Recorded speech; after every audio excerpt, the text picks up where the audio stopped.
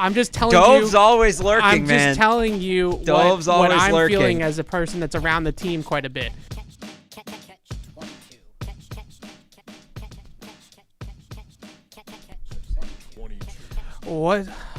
What's going on, everybody? A new time, Morel. A 10 a.m. Patriots Catch-22. And this might be a permanent time for us, Barth, because the Patriots... Well, rest of the regular season. Yeah, the Patriots have decided to change up the locker room schedule a little bit. And so because of that, we have moved into the mornings so that Alex and I can go and do our day jobs, as I like to call them, and actually, talk to some people and cover the team and, do some big J journalism potentially. I don't know. I don't think we do much of that, but we try. I mean, you were all hot and bothered about the thing I wrote about punting the ball off the scoreboard in Dallas. That was as close to journalism as I get. Meanwhile, that game ended up that ended up being an afterthought. Yeah, that was not a factor in that game. But what is a factor, and I want to talk about this off the top from a big picture sense. But the Patriots won a football game, Alex, on Sunday. I don't know if you heard. The Patriots won a football game on Sunday against the Bills. A 29 point offensive breakthrough. Can we call it that? Offensive coming out party. Signs of life. Maybe that's where we're at. And I think that my initial thoughts on it, and on Tuesday, I'm damned if I do, damned if I don't, Alex, because I have been negative for 6 weeks of the season, rightfully so, at 1-5, and they're too negative, yada yada yada. Then I give everybody their flowers on Tuesday for beating the Bills, a game they haven't won in like 5 years, like literally, and now I too positive, fair weather fan, this, that, the other thing. All right, whatever. The point is I think that this is one of the hardest things about being so entrenched in the Patriots world and having to cover the team on a day-to-day basis and a week-to-week basis, is that it's very difficult, even for us, to not ride the wave of the season, right? Like, when they lose, it's everybody stinks and everybody should be fired, and when they win, it's playoffs back on and there's a path, and 5-5 at the bye is in play, and like all that type of stuff that we talked about on Tuesday, and that's difficult. And I think what the most important thing that Sunday taught me, and just looking myself in the mirror and saying, hey, you got to be better about this a little bit, is that you have to see the long game here, right? And I think we all recognize that this team has flaws. We all recognize that the team building philosophy of this regime in its current state has flaws, based off of what we've seen in the first 7 games of the season. And one win doesn't completely abolish them from all the things that have gotten us here. But at the same time, we have to wait, unfortunately, I think, until we make a final declaration on the coach, and you want to call him the GM too, Belichick, just in general, Mac Jones, the whole operation, until we get to January and we see what the record is and how the season looked. And, I think it's beyond just wins and losses. It's also just how it feels and how it looks and how they play and things like that. And right now we're in the roller coaster. We're on the roller coaster ride.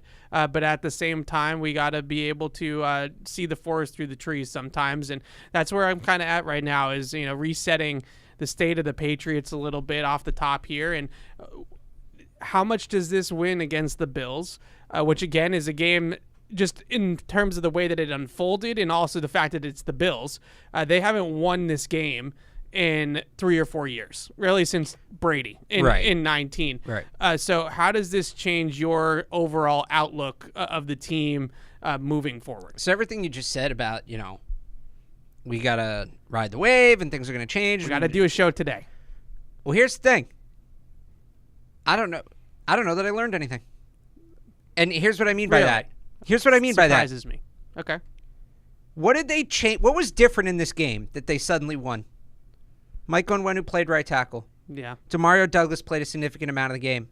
Yeah. They used their pass rushers as pass rushers and their coverage players as coverage players. They ran the ball. Yeah. Who's been talking about if you start doing some of these things? We're doing victory laps. Well, it can be collective. It's both of us. We can do victory laps. But I'm saying, like, when we were out at camp in the summer. Yeah. And we were coming on here saying, hey, there's something here. Yeah. And we're getting calls and YouTube comments. Oh, no, it's a 3-win team. It's a 4-win team. And all those people are trying to take the victory lap, right? Yeah. Earlier in the season. That's fair. When we said this is, an 8-9-win team, they'll push for a playoff spot, this is the team we saw. This is the team we were talking about. Now, I'm not saying, like, everything. I don't think Mike Onwenu could have been playing right tackle all season. I know he was hurt. He didn't play. I know he couldn't, right? Yeah. Demario Douglas had a concussion. And he also just is a rookie. And he's a rookie, and they have to, they shouldn't have. They were a little too aggressive with sitting him down after the fumble, but I understand easing him in too. Like, I get these things, but it's not like they came out. Did they do anything on Sunday that you watched and were like, wow, what a wrinkle? Yes. Couldn't have seen that coming. You did?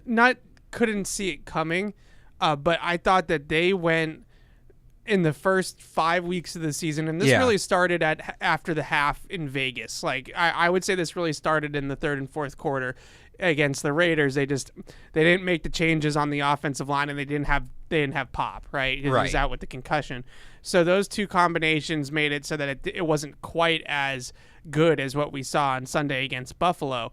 But I would say that the biggest change, and this is why I've been giving so much praise to Bill O'Brien and the game plan and the play calling on Sunday. The biggest change was the way they played offense. Like,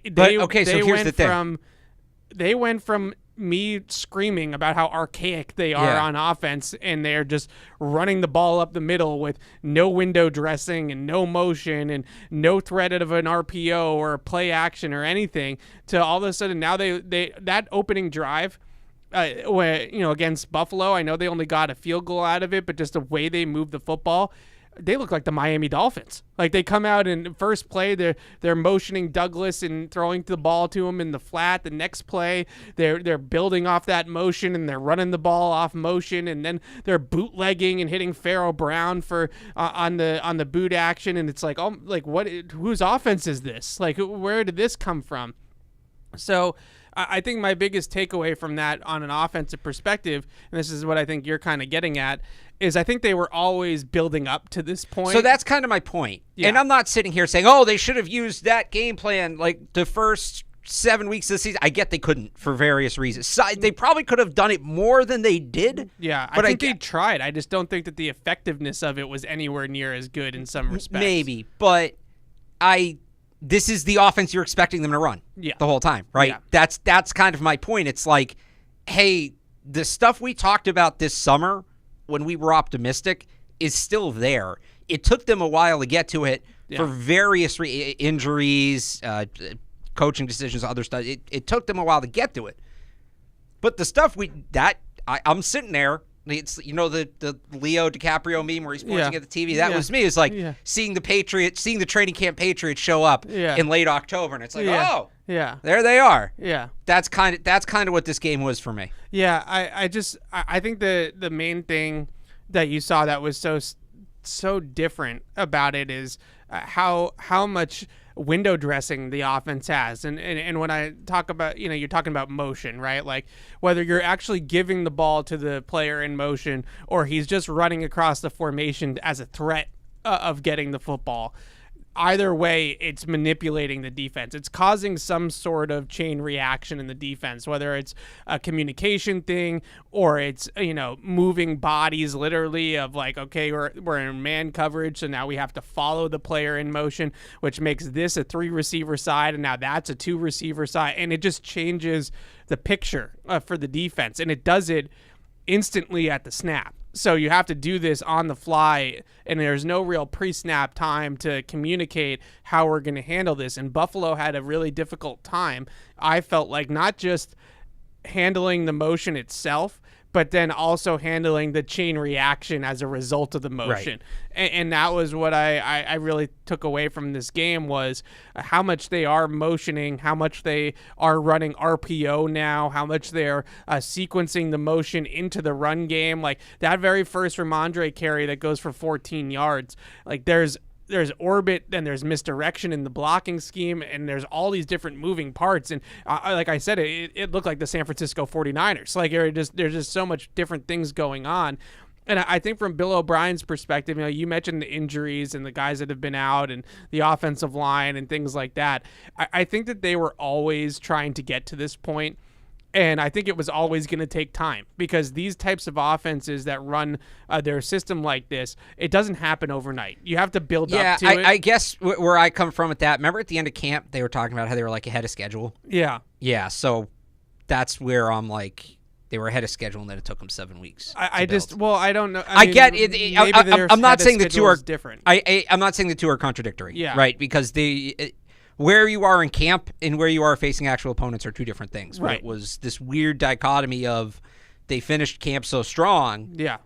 And then to start the season the way they did was a little jarring. Yeah. So I think they were always building up to this point. I think a couple things happened. One, obviously the injuries on the offensive line and just the offense in general, not really finding a rhythm of players that they could use week in and week out. Then you have, I think, secondly to that, you had to give Bill O'Brien some time to figure out how to use the personnel. And we're at that point now, and I get that some of us could have looked at it, and some of us did, and said, oh, well, shocker, like if you feature Kendrick Bourne and Demario Douglas and you move Onwenu to right tackle, like it's gonna be better, right? Like oh, big surprise. But I still think that when you have a new coordinator and you have a guy that is trying to install a system and trying to get his system up and running, it's gonna take time for him to realize Juju Smith-Schuster on jet motion is not having the same effect on the defense as Pop Douglas in jet motion, right? Like that just, those two things are not equal. And early on in the season, if you look at it from more of like a rate standpoint or an actual volume standpoint, they were using a lot of these motions and things like that already early on in the year. But unfortunately, the guys they were doing it with just weren't making any sort of impact on the defense when they did it. Right. They were doing it a lot with Juju. They were doing it a lot at a heavy personnel groupings with Mike Gesicki. They tried it with Devontae Parker at one point. Yeah, do you remember that? Like it wasn't effective, right? And now all of a sudden they look at it in week 7 and you're seeing Pop Douglas, you're seeing Kendrick Bourne, you're seeing Tyquan Thornton, maybe we'll see Jalen Reagor, which we can talk about in a little bit as well if we want to go there. And you're seeing these faster players being used in these schemes, and now all of a sudden it does have an impact on the defense, and it does make an impact on the whole overall offense. So I think they were always building up to this point, and the last thing I would say is that I truly, and we knew this all along, just in terms of the longevity of the team as well, but I think in the first couple weeks of the season, they were really hoping the defense was going to carry them. And they knew that the offense was going to take some time. There was a lot of work, and we knew this as well. There was a lot of work to do on the offensive side of the ball for Bill O'Brien. He had to figure out the offensive line. He had to put the quarterback back together. He had to figure out what he had personnel-wise in the skill position groups. He had to integrate some new faces in that skill position group, new tight end, new receivers, things like that. And there is a lot to fix from last year. Just bad habits, poor fundamentals, like all these types of things. And that stuff was not going to happen overnight. So what happened, in short, is that the losses snowballed on them quickly early on in the season. I think that they thought, all right, if we're 2-4, 3-3, and then the offense starts to hit its stride week 7, week 8, now we're humming, right? Right. Unfortunately, what happened was they got blown out in back-to-back weeks, and all of a sudden they're 1-5, and they look up and the season is almost over, essentially. So I think that that's all well and true. The last thing, from a big picture standpoint, I wanted to talk about was Mac and just the way that he played in this game. We're going to do 3 up, 3 down, and I'm sure we'll talk about him a little bit more during that as well. But with Mac, I came away from this game for the most part. There were some Dallas, New Orleans Mac moments where he had happy feet in the pocket and was panicking a little bit under pressure and things like that. But I would say on the whole, his footwork, his mechanics in the pocket, his reads, his timing, his trust of the offensive line was night and day compared to what we saw in the previous 3 weeks. And, we have, as all of us, and I'm gonna say all of us and speak for everybody. We have all been really critical, I think, at different times of Mac Jones, and he has gotten a lot of heat locally here in this market, and understandably, he hasn't played well this year. On the whole, he has not played well in this season, and he didn't really particularly play well last year either. But he's gotten a lot of heat. And as much as, Rob Gronkowski doesn't want us to celebrate like we're winning the Super Bowl and things like that for beating Buffalo, I do think that it's okay to give him some flowers, that he played a good game. And in the fourth quarter, he was excellent in this game. Probably his best fourth quarter, that if we take out the fake comebacks, right? Like when they're down by 14 and he puts a couple drives together. In terms of just going toe-to-toe with Josh Allen, this was probably his best fourth quarter as a Patriot. And obviously that game-winning drive had a couple of really, really high-level throws and plays by the quarterback to get them down the field. I know the screen was kind of the big play that kind of got things going, but obviously the third down throw. But I really thought that the throw to Parker on the slant, the throw to Ramondre underneath on the little angle route, and the touchdown throw, all those throws I thought were good high-level quarterback play. Yeah. And he got them down there. He won the game, and I'm glad. I'm happy for him because he just shut up some of the doubters and some of the haters, myself included, honestly, for the first 6 weeks of the season. And, it was great to see it. And I now, like he said yesterday, got to do it again, right? Like, it's one thing to do it once, but now you got to keep doing it again and again. And, I look back on it, and I do wish that I was a little less critical of him in the first 6 weeks of the season. Not because but we have been on this show pretty pro Mac, and pretty we've told you guys why we feel like he's not succeeding here, and I feel like we've blamed the right people for his failures, right? Like, I don't feel like we've been wrong to blame Belichick, to blame the supporting cast, to blame whatever abomination that coaching was. And we put some blame on Mac as well. But I think we've carved up that blame pie pretty fairly. Yeah, it's kind of my take on Mac is kind of the same as my take on the whole game. That's the guy we were talking about this summer. Yeah. When we said, hey, look, he's bouncing back. They may have something here. They may have fixed him. That's the guy. And when you protect him, he distributes the ball well. That's what the offense should look like. The really interesting number, Evan, I thought from that game, he had not just a season low, but a career low average depth of target. Yeah. But his highest yards per completion of the season. Yeah. And that's Mac Jones. Make the read, distribute the ball, and when you have playmakers around him, when you have guys like Demario Douglas and guys like Kendrick Bourne who can create after the catch, that's how you get this thing going. That is exactly what their offense should be. That's what it always should have been. That's what it looked like. The overarching element of it is, I think that game, for better or worse, was the Patriots' best punch. Yeah. I think there's another. I think maybe there's one more level, but that's about what you're going to get. How many more times can they throw that punch? That's it, and that applies to Mac Jones as well. That's Mac Jones in his element. And he can play a little better than that, but that's Mac Jones in his element. He hasn't been in his element. I know you don't think he was. I thought he was in the Philly game, but that was 2 months ago now. Yeah. How many more games can you get where Mac Jones is in his element? How many more games can they max out? Because if they got 10 games left, right? They're not going to. Nobody maxes out 100% of the games. The best teams don't do it. Right. Patriots almost did once. If you get 8 more games of that, and that doesn't mean they win every game. I don't know. Do they beat the Chiefs playing that way? I don't know. Everybody else on their schedule, they probably do. Yeah. But just with injuries and things that have gone on, I don't know. Miami will be tough. We'll get to that. But do you get 8 more games of that Patriots team?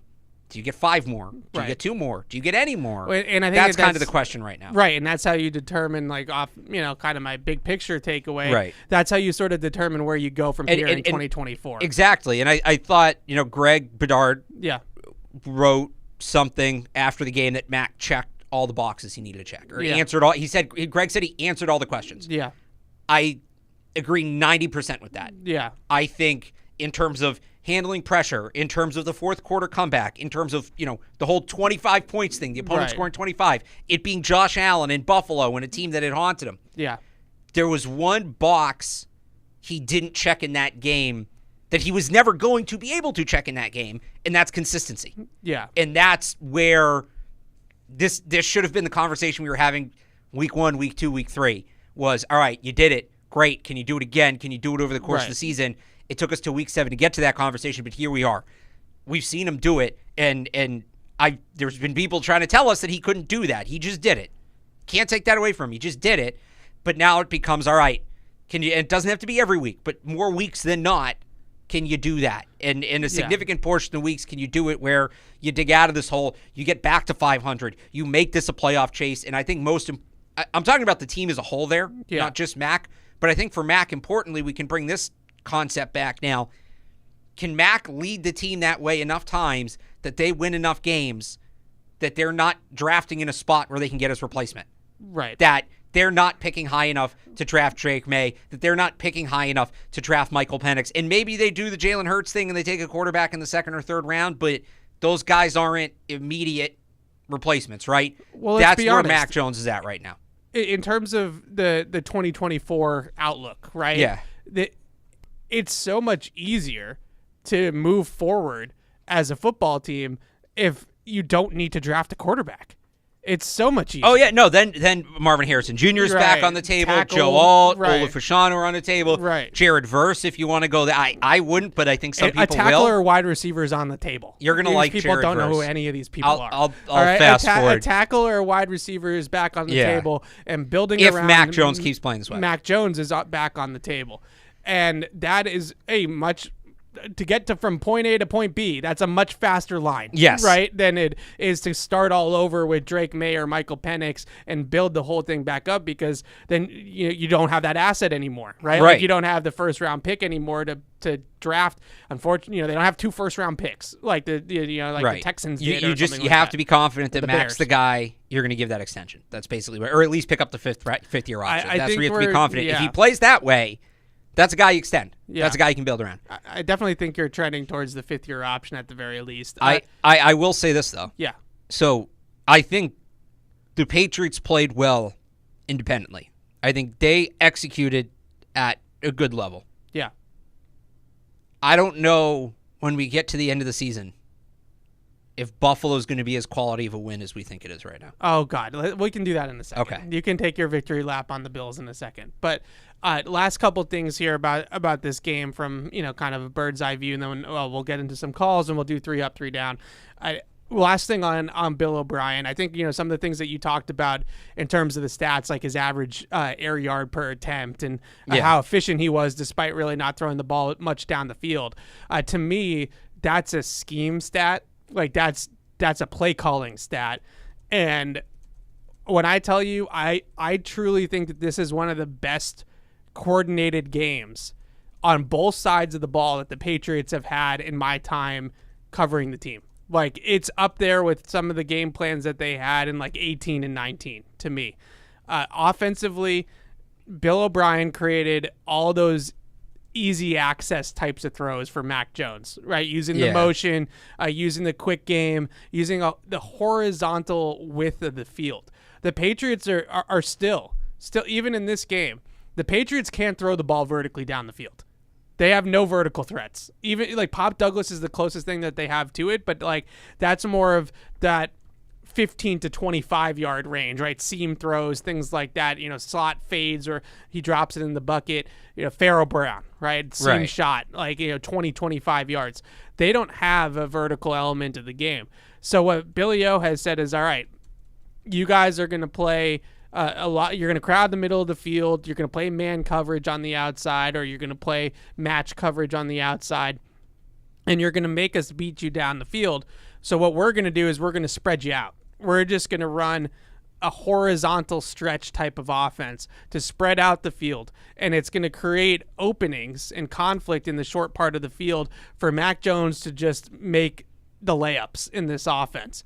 And I really thought until they got into that fourth quarter and they needed him to make some money throws in the fourth quarter, they were carried in the first 3 quarters by the play calling. Like they were really carried in that sense. And they created a lot of these different openings for Mac to make throws that he's capable of making off of window dressing, off of play action, off of RPO, like, and all these different things. And that's their offense. Like, that's going to have to be the way that they scheme it up. If you're not going to be able to challenge defenses vertically down the field, you have to be able to stretch it horizontally. Right. And that's where all these different things that we're talking about came into play in this game, and that's how they were able to do that. Defensively, I think Gerard Mayo and Steve Belichick deserve kudos as well. I thought that game plan was the best they've had against Josh Allen in a couple years. They did not do what they did last year against him. Can I rephrase that? Sure. I think it's the best they've had against Diggs. I think what they did against Allen was similar. I think it's more changes on the back end. I don't know. I might disagree with that. Okay. I think Diggs would have had a huge game if Allen played better. Oh, no, that's true. Yeah. But they didn't... what I meant was the last couple of years they faced him, they just took a corner, stuck him on Diggs, shadow with help, and it just wasn't enough. They changed the looks, and Diggs still beat them some of the time, certainly. Yeah. And he had 2 walk-in touchdowns that Josh Allen just missed. But it wasn't just J.C. Jackson shadowing Stephon Diggs with safety over the help. It was J.C. Jackson. It was Jack Jones. It was Jonathan Jones. There was some more zone mixed in there. Like, they gave him – it felt like the last couple of years, Stephon Diggs knew just like, all right, if I run by this guy, that's it. Yeah. That's it. And it's going to be the same guy every time, and I can kind of work him and work the release package and figure out the tendencies, and once I have that down, boom, I'm gone. He couldn't do that. There was no rhythm. There was no pattern. Well, I think they threw the kitchen sink at him. I think the lack of rhythm and pattern was because of the pass rush. They blitzed Allen 50% of the time. Okay. And they came after him. And what they had a great rush plan of like sending 5 or 6 guys, but then one guy would like hang back. It was a lot of the time it was Jawan Bentley and spy him. And so when the pressure flushed him, they had to set like another layer of pass rush. So that it was kind of like what they did against Jalen Hurts a little bit. Yeah. I think so. Right. I'm trying to remember that. I think that was more done. It wasn't so much. That was more like they'd flush him to have a spy. Yeah. This was more they would have like, I guess layers. I don't know what the technical term would be. Like layering the rush itself rather than a spy might be the better way to phrase it. But yeah. This one, I think that, Bentley was a spy. Yeah. A true dedicated spy in a lot of these cases. But I think what the big thing is that in past matchups against Josh Allen, they have allowed him to extend plays like with poise, like calmly, like just kind of okay, like I'm just gonna run over here for a little bit and then run over there for a little bit, and you can't cover my guys for 5 seconds, like you just can't. So eventually somebody's gonna come open. In this game, when Allen was throwing with extended play, he was throwing under pressure and he was throwing early. Like they made him throw it and make a decision quickly when he got on the move instead of letting him just delay. And then all of a sudden you got, Diggs down there, you got Gabe Davis, you got the tight ends, and someone's going to get open eventually. In this game, they did a really great job of pressuring him initially and then having that second wave to kind of pin him to the sideline or make him make a throw quickly and on the move and rushed. And he looked panicked. Like he looked disheveled in this game. And that's how you have to get him. We talked about this last year. I'm trying to remember how we phrased it because I think we phrased it the right way. But remember last year we had I think it was going into the second game. Like they didn't hit him last year. No, they were very cautious. They were like dropping 8 guys into like they were trying to No, play but I mean even when people got to him, yeah, they weren't finishing their hits. And this game, like that whole second half, he takes a hit from Christian Barmore early. I don't remember if it was a sack or a pressure, but he took a hit from Barmore early in the second half. Yeah. And the rest of that game, if you go back and watch it, he's wincing every single play. Yeah. He came in with a bad shoulder, and they tested it. They basically tested it. They said how, And I think that's part of the reason, too, he didn't run as much. They basically said, how much do you want to put your body on the line in this game? Yeah. And I think you need to do that against Josh Allen. I think that in past game plans, they have played coverage. They've dropped 7 guys. They've dropped 8 guys at times against Josh Allen. And they have basically just been patient and hoped that he makes a mistake. Like that, like they just want him to make a mistake. And in this game, it felt like they did the total opposite. They said, we're going to come after him. We're going to pressure him. We're going to make him make plays on our terms instead of his terms. And that was my whole thing going into the game, was that, he's the most dynamic extended play threat in the NFL right now. He's Captain Chaos, right? Like he can play in that style all he wants. But in order to combat that, I think, a lot of teams look at it, and I think the Patriots looked at it this way in the past. It was, we got to keep him in the pocket. We got to make him play in structure. We can't let him extend plays on us. Instead, in this game, they fought chaos with chaos. They were like, all right, we're just going to come after him, and we're going to make him make throws rushed and on our terms, and we're not going to play coverage, and we're not going to play, quite frankly, like scared that he's going to hit us with a big play.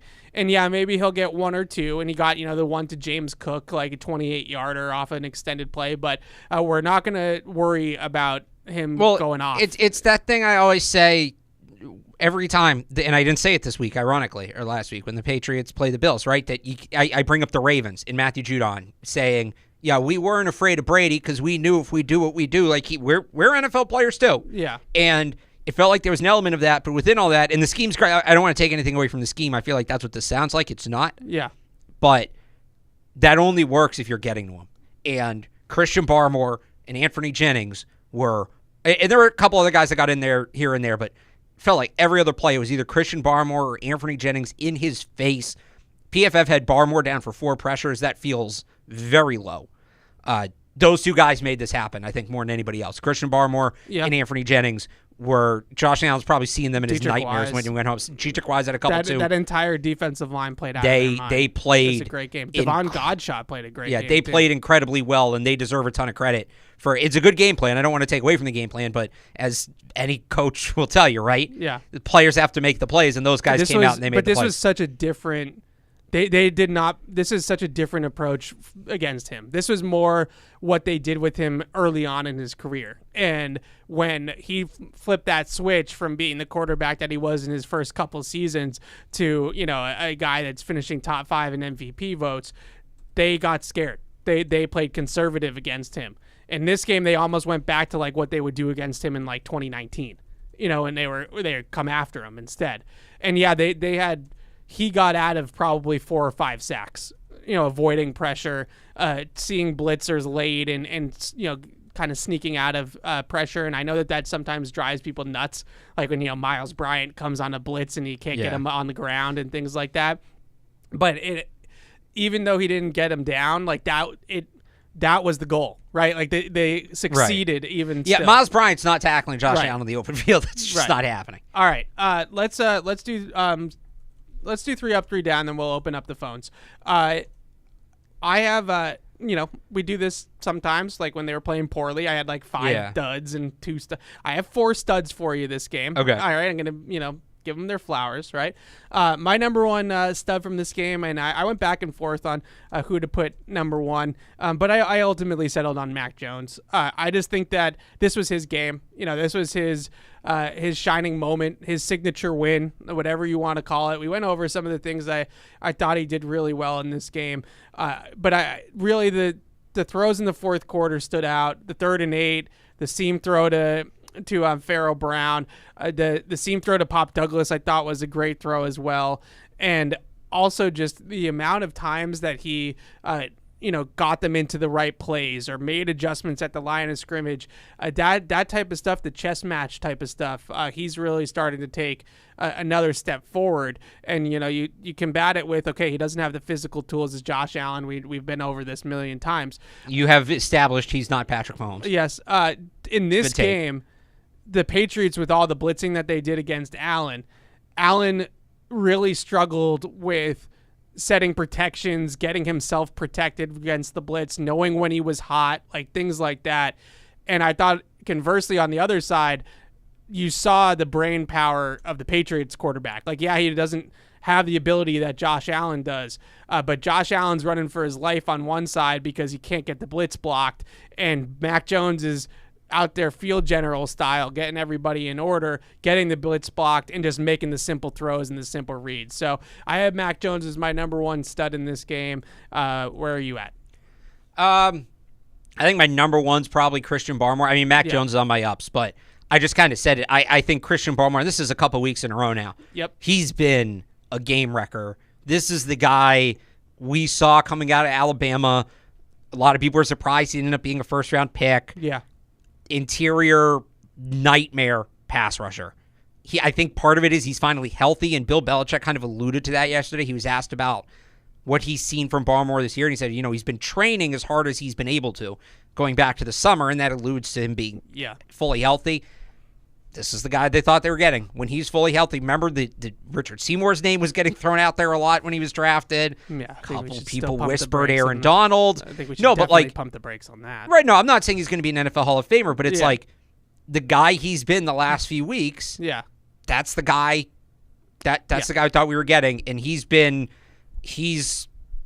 a big reason it was as close as it was, I think, against the Raiders. Yeah. And he is as big a reason, I think, as anybody that they beat the Bills, and more importantly, they finally shut down Josh Allen. He was excellent. And I think there was two things that they really challenged the defense on this week, and one of the biggest things was interior pressure up the middle on Josh Allen, because they knew that they couldn't unlock the edges to go after him, because then he's going to get out of the pocket, right? So they really wanted to keep him in the pocket as much as possible, but then have the interior pressure through the middle of the pocket so that he couldn't step up and through the pocket. So they did a great job of that in this game, really across the board on the defensive line. I had the entire defensive line on my ups if I wanted to. Barmore, Wise, Godshaw, Jennings, all those guys were phenomenal in this game. Devon Godshaw just dominates against the Bills. I don't know what it is about the interior of the Bills, but he has had some of his best games as a Patriot against the Buffalo Bills. The win game was probably his best game, period, as a New England Patriot. I remember that. He was awesome But in that game. This game was close. He just dominates this matchup, and not only was he holding the point of attack and eating up blocks and doing all the nose tackle stuff, he had 3 quarterback pressures in this game as well. So he just continued to absolutely eat alive this pass rush, and this we had a little a rumor. The Marine's not the greatest when it comes to parody accounts.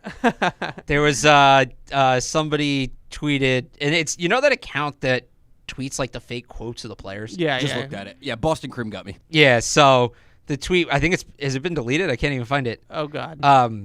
The Raiders agree. It's stupid. Las Vegas Raiders have agreed to trade wide receiver Hunter Renfrow to the New England Patriots for a 2024 first-round pick. This is not true. But then at the bottom it says the Patriots, however, did not agree. Fake news alert. Yes. Okay. Anyways, yeah. Too excited, I apologize. I'll say this because now people ask. I have no interest in the Patriots trading for Hunter Renfrow. None. Me neither. He hasn't been good in 2 years. He makes a lot of money. I've always liked him. I know you have, but he's kind of cooked, and they now have, 6 receivers on the active. If you can one-for-one trade Devontae Parker for him to unload that contract, I guess, but giving up a draft asset for Hunter Renfrow, Yeah. I think there's other areas of the roster they could address. Yeah, that's fair. Anyways, great game by the defensive line. Godshaw, Wise, Barmore, Jennings, Tavai did his Tavai do your job type of thing. Yeah. But yeah, I think Devon Godshaw, really good game for him in this one. Big reason why they were able to control the line of scrimmage. All right. I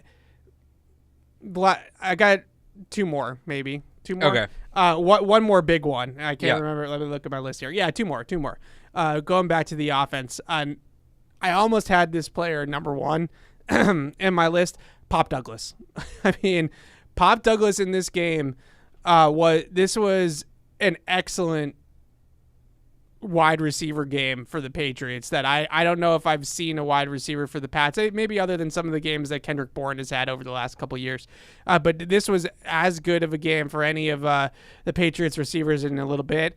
He was dynamic. He was effective in this game. He was open the entire time, especially when Buffalo played man coverage.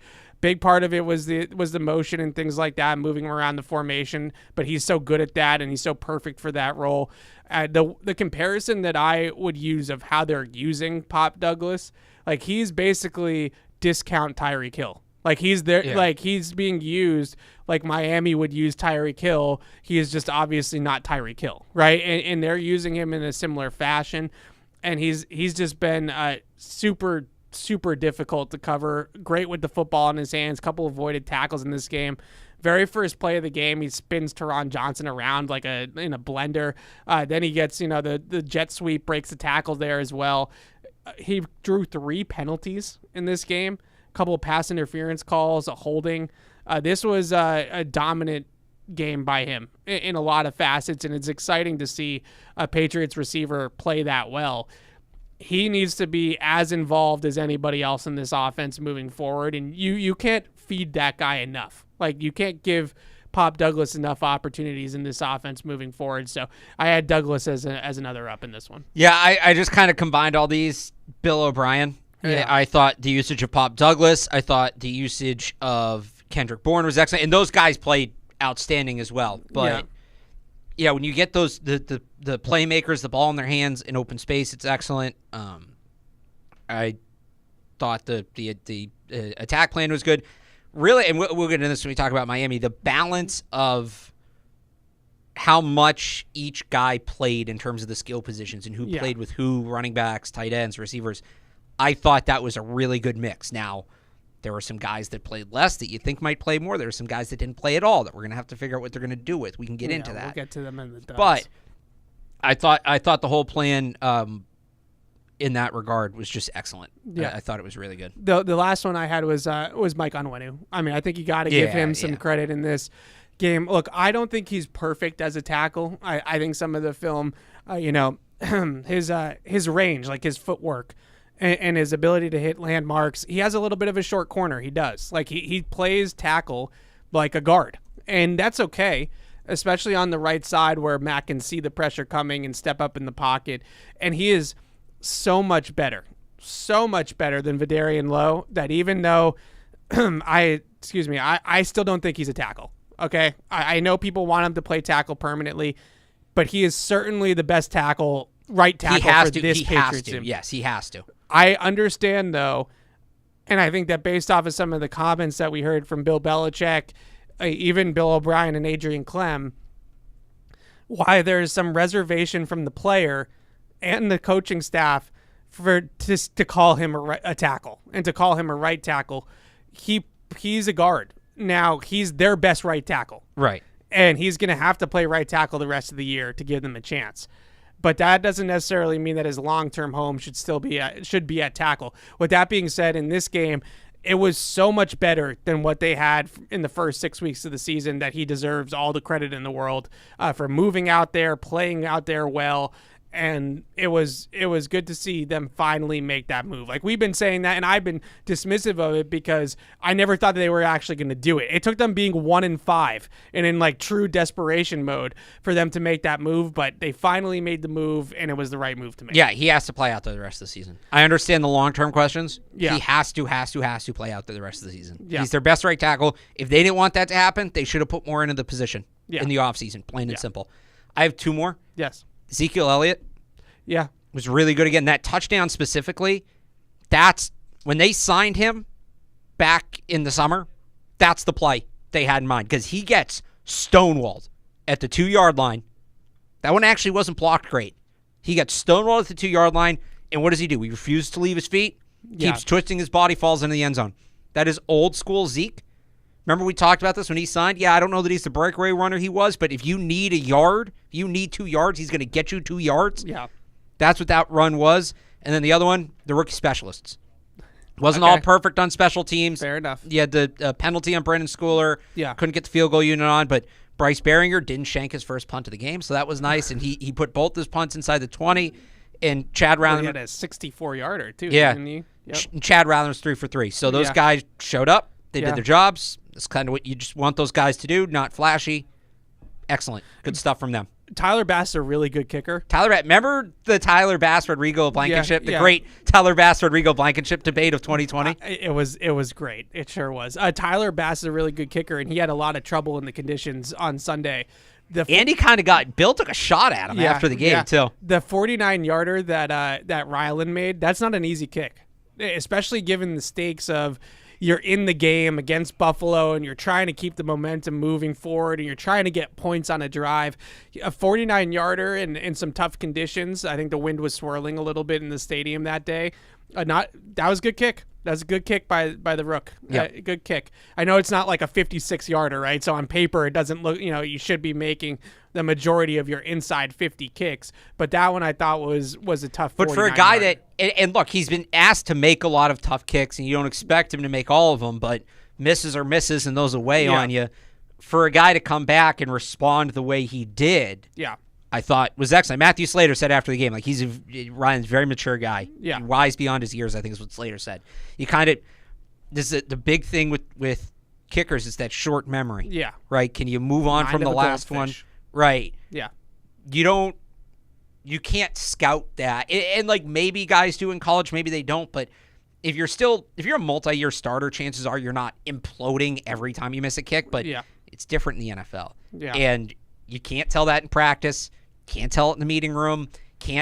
I know they try asking questions at the combine of these guys. In the preseason because he never took a kick. So. Right. So you don't really see it until you see it. Yeah. How does he respond to misses? And Chad Ryland responded well this week. Yeah, I thought he was good as well. And I agree with you on Zeke. And basically, I liked the aggressiveness that they called that play action on 3rd and 1 early on in the game. The completion to Pop Douglas. I like that they were a little bit aggressive in short yardage in this game, but in general, I don't see how you can make that's your short yardage offense, right? Whether it's goal line, whether it's 3rd and 1, giving the ball to Zeke or then play action to get the defense opened up, but because they think it's going to Zeke. Either way, that should be the Patriots' short yardage offense moving forward. All right, I got 2 duds. You win a game against Buffalo. Oh, wait, I had one more. Sorry, I had one more. Oh, okay, yep. I'd be remiss if I didn't give this one. Yep. Jabrill Peppers. Yeah, he was good. It's not just what he did during the game. What do I say every time they play Josh Allen? Yeah. When he throws you one, catch it. Yeah. He did it. Yeah. I thought he was good in that sense. I thought he brought a level of physicality. Evan, I got to tell you, though, I am ready to get over. I'm ready to just go all in on Jabrill Peppers. He's a good player. He's a good player. I would extend him. He's a good leader. Did you see him giving the speed? Yeah. How many guys can cut off Matthew Slater and be like, hang on, I got to say something, and then stick the landing? Yeah. This is a guy that is just turned 28, yeah. So he's not young, but he's definitely not old. Yeah. Just turned 28. He's a leader. He is a tone setter. Do you remember my loose comp for him before the season? Oh my God, you're comparing Christian Barmore to Aaron Donald, and now I didn't do that. I said other people did. And now you're going to compare Jabrill to Rodney Harrison, as close as you can get in the modern game. No, that is a guy that sets he's been great. He's playing like a top 10 safety in football right now. He's the highest graded run defender in the entire league, any position. Yep. He's playing like a top 10 safety in football. He's setting the tone you want your defense to play with. Yeah. He's a communicator on the field. He's a leader off the field. He's bought into the program entirely. He got asked Deuce after loves this segment. What? Deuce loves Jabrill Peppers. I do too. He got asked after the game. Peppers, he's like, "How do you keep playing, keep it up when you're 1-5?" He goes, "You got to play football for the brand." Yeah. That's what they want to hear. This is the guy. We've talked a lot with their lack of extensions in recent years about who's the core, who are you building around, who's going to take this team into the next era. Yeah, that guy. That's the guy. I'm almost at the point where, I don't know if this guy's one of your duds. Maybe this leads into it. Yeah. It's been a tough year for Kyle Duggar transitioning to free safety. If that's the role they want him to play, I would almost just let him walk. Yeah. Sign Peppers, put him full-time in that box safety role, and then go out and get an actual real free safety, whether it be in free agency, the draft, whatever. I'm really getting there. So I love Jabrill. I would also say that I've tried to ask him, I know this is kind of tongue-in-cheek a little bit, but I've tried to ask him questions about what coverages they've been in and stuff like that. He won't tell me. They love that. There you go. Don't give me the game plan, right? Like I that's remember, what they didn't want. you ask him one, So and he was like, "If you can guess what the name is, I'll tell you." Yeah. And so that he loves messing with me on that, and I know that they like that because other guys will just like come out and I never say like this guy told me, right? But other guys will just tell me what stuff is called and things like that, and I know they hate that. So yeah, he's my point is he's drinking the Kool-Aid, right? Yeah. Like he's on the program. And I think that's important, too, when you start talking about giving players extensions or giving them, keeping them around long term and things like that. We know, unfortunately, for better or worse. So let me just real quick. Important. For some reason, people think he's a pending free agent. He's signed through 2024, so you don't have to necessarily extend him, but not right now. But like that's the guy. Next offseason. Next offseason, especially if he has maybe one of those like good camps and like that gets him the money. All right, let's get into the duds, and then I promise I know some people have been waiting on hold for a while. We only have a couple, so good game. So I only have two. You mentioned it already, Kyle Duggar. Kyle Duggar in this game, I feel for Kyle Duggar. I do, and this is something that we talk about it a lot with quarterbacks about like how you can ruin a guy's confidence and ruin a guy, change the perception of how a player looks because of the role he's playing or the supporting cast or the play calling or the coaching or whatever. I think the Patriots are doing the equivalent of what they've done at times with Mac Jones to Kyle Duggar right now by playing him out of position. Yeah. He's not a free safety. He looks lost there.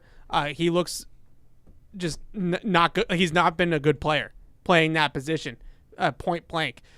He had a number of mistakes in this game trying to play the deep part of the field. Gave up the 2-point play. That covering tight ends in the red zone and in the end, I should say, really in the end zone has been an issue for him. He let Stephon Diggs. I gave that half and half to JC, half to Kyle Duggar.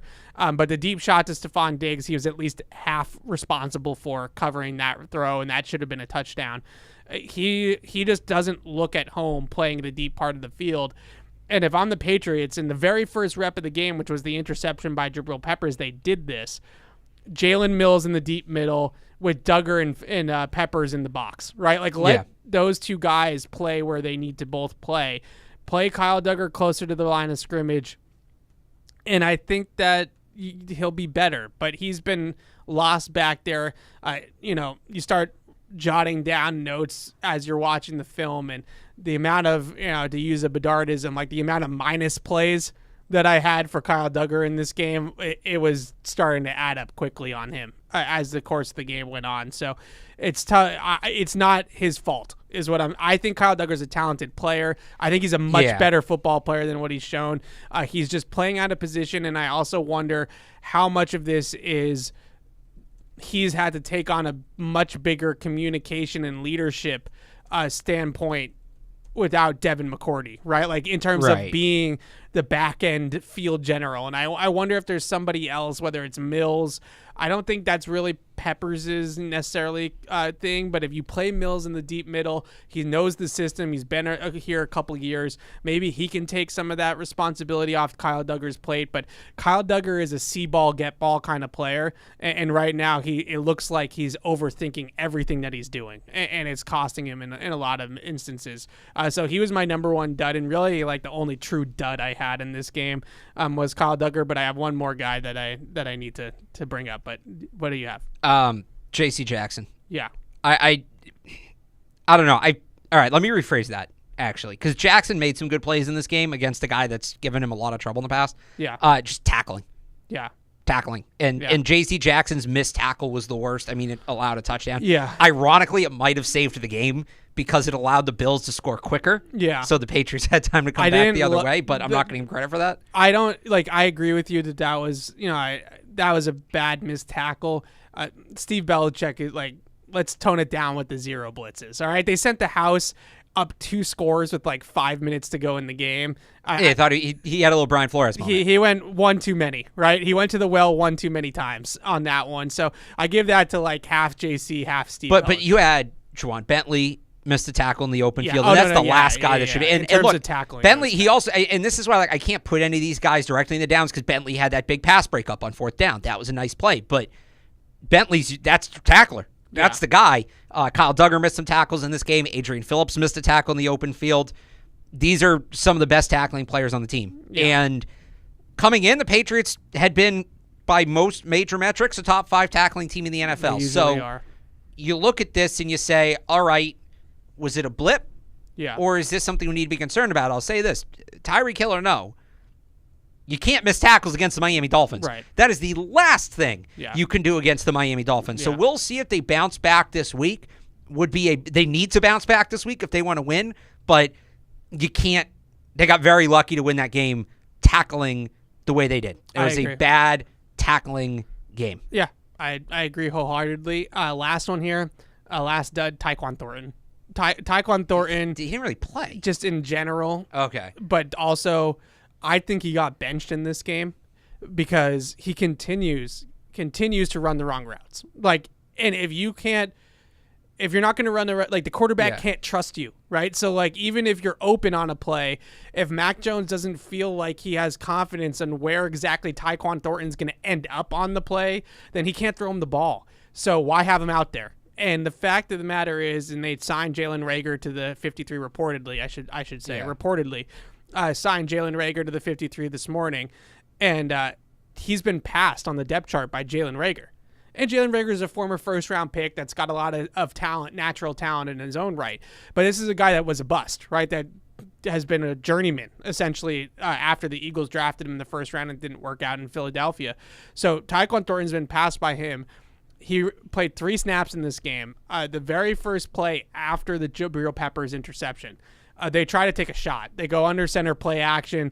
They run like a deep shot type of route concept. And it's cover 3. The Bills do a nice job of recognizing the crosser from the backside, which is Tyquan, and then the vertical from Jalen Reagor. And all Tyquan's got to do on those routes, he's running an over. And a lot of teams that run those types of concepts, it's a Shanahan tree concept. They'll make it an overstop, which means that if you see the boundary defender fall off the vertical and he's just sitting there waiting for you, instead of continuing running across the field into the coverage, you're just going to sit down in the middle of the zone. And Tyquan just keeps running. If he had just sat down in the middle of the zone, he's going to be there for a completion. Right. And instead, he keeps on running into the sideline and gets himself covered, and Mac Jones ends up having to throw a wild check down to Zeke Elliott, and they didn't get it. Luckily, they still score on the drive, so I guess, in the big picture, no harm, no foul, but he didn't really play after that, and that tells me that he probably ran the wrong route, and that was that. I mean, we talk about the margin for error with this team. It's not that big, and yes, they ultimately ended up scoring, but that might not be the case next time. I have one more down. Yep. Actually, sorry, I have one more very quick up. Oh. Silver Pants. Silver Pants got to be an up. Mike Vrabel's speech, well, I'm throwing him out, too. We got to win. That was interesting. Yeah. One more down. Cleet Blakeman. What? We? Yeah, no, that was, yeah. What is he talking about there? 19 flags. This is the 13th most penalized game of the year. Yeah. 19, not including the ones they didn't pick up. Yeah. I don't think he cost either team the game. It was 9-8 in terms of penalties, but they all ended up evening out. Yeah. So I don't know that he impacted the outcome, but boy, did he make that game unwatchable at times. Him and his crew. Yeah. Slow down. I give him a little bit of credit, though. For picking up the illegal man downfield on the Ramondre screen on the game-winning touchdown. Yes, they got that correct. But my guess is New York got that correct. They probably buzzed down and be like, guys, this is not, we can't call this here. Too many flags. Yeah, let him play. I agree. All right, let's open up the phones, and thanks so much for waiting on hold. We had a lot to get out about this game, and finally a win to talk about, some positives to come away from this game. So if you guys are still hanging on, we appreciate it. Eddie is in L.A. What's up, Eddie? What's going on, guys? Hey. Hope you guys are doing well. Yep. You too. Great win by the team last Sunday, man. That was very enjoyable football to watch from them. Really enjoyable. Yeah. So what I want to say is the whole thing you guys just brought up with Jalen Reagor.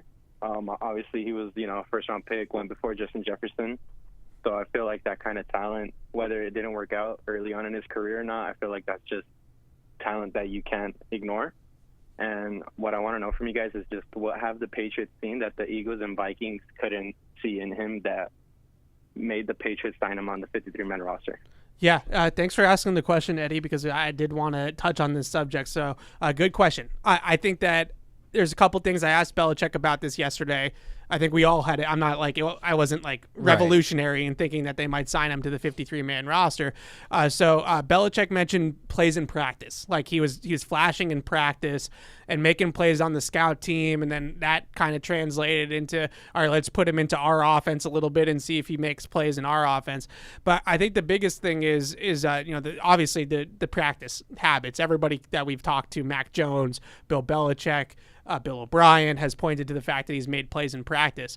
But I would also just mention that they needed some speed on the outside.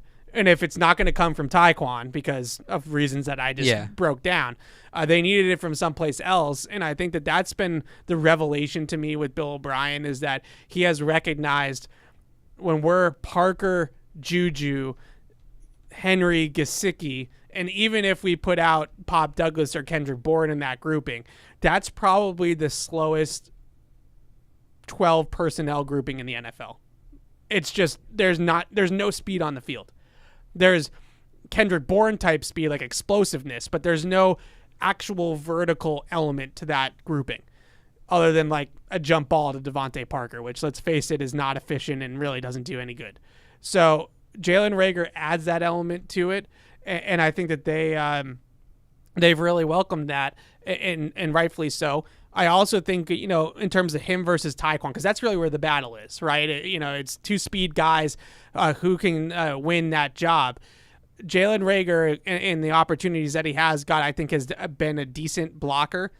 He sprung Pop Douglas on the jet sweep. Like, that was his block on Pop Douglas's man is a reason why Pop was able to turn the corner. So I think he's made some good blocks, and Tyquan's just not going to be a guy that's going to be a high level blocker because of his size. So better blocker than Tyquan, a good vertical element, good speed. I think that that's what they've seen in Reagor, and I'm interested to see how his role expands or doesn't moving forward, and what they really look at with Devontae Parker and Juju. I think that this is one of the more challenging things for this coaching staff the rest of the season, Alex, is do they have the cojones to sit down their two most expensive receivers? Like that, right. Not every coaching staff and not every GM is going to be willing to say, let's just eat, I think combined almost $20 million plus of salary on these two guys because we have better players, and not every coaching staff would do that.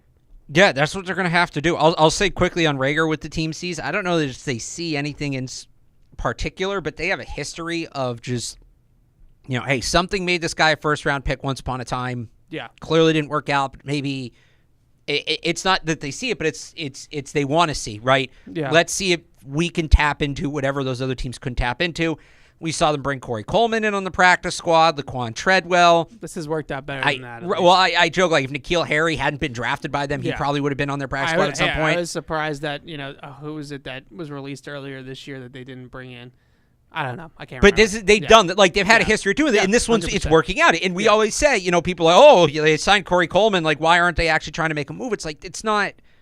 This isn't the be-all, end-all, but if they hit on one of these guys, and I don't know that they've hit on Reagor, but it's a numbers game. As for what they need to going forward, I said it before, I think the usage distribution last week is what it needs to be. Yeah. Kendrick Bourne should still play the most. Yep. I really like Pop Douglas, but he is still a rookie. Yeah. Kendrick Bourne has that chemistry with Mac Jones. Yeah, he's your best receiver. That's the guy that needs to be on the field. Would he play 98% of the snaps, 96% of the snaps? Yeah. Over 90%. Yeah. Demario Douglas is your second receiver in 12 because he can create with the ball in his hands. Yeah. And you need that for the offense to function. Yeah. When you go to 11, it should be an equal rotation situationally between Juju Smith-Schuster, Devontae Parker, and Jalen Reagor. I don't even think Juju Smith-Schuster should be in that equation. You know what? That's fair. I think, look. Parker and Reagor are both X. You get down in the red zone. Get down in the red zone. Parker gives you some size. You want to throw him on the field. Yeah. Fine. I think, what did he play last week? Like 20 snaps? Yeah. That's about right. Reagor gives you that speed element. He also blocks his ass off, which kind of came out of nowhere, but sure. Yeah. We'll have to if you're going to be on if you want to knock Juju out of the rotation entirely, I wouldn't be opposed to that. I just think they're going to. But like at the most, he's your third receiver in 11 when you're in between the 20s. I just don't see how. So just positionally. Yeah. XZF, right? X, he's not an X, Juju. He's never been an X. So you're not playing him in that position. That's Parker or that's Jalen Reagor. Yeah. Z, you have two guys right now in Bourne and Douglas who are better Z receivers than he is. And you also can say that if one of them is playing the Z, the other is a better F receiver than he is. Right, I think. So, like, Juju has to play the Z or the F. Like, those are the two You're roles. probably doing something with, like, condensed formations or something. I don't see how he fits into the situation. All right, that's fair. But, no, it's Kendrick Bourne's your number one. Yeah. Kendrick Bourne, period, end of sentence. Yeah. Should not come off the field except for the big body goal line package. Yeah. Demario Douglas is your second receiver, clearly. Yep. Parker, Reagor, those are your thirds. You kind of pick and choose based on matchups and situations. I don't need to see Juju. I kind of just put him in that group because they're going to play him. Yeah. And he shouldn't be anything more than rotating equally with those other two guys. Yeah. The other things I'd say about the usage, when they went to 12, yeah, it was almost always Pharaoh Brown as one of the tight ends. Right. I wonder if that was because Hunter Henry's banged up. I think that's part of it. Yeah. But I like I want Pharaoh Brown on the field.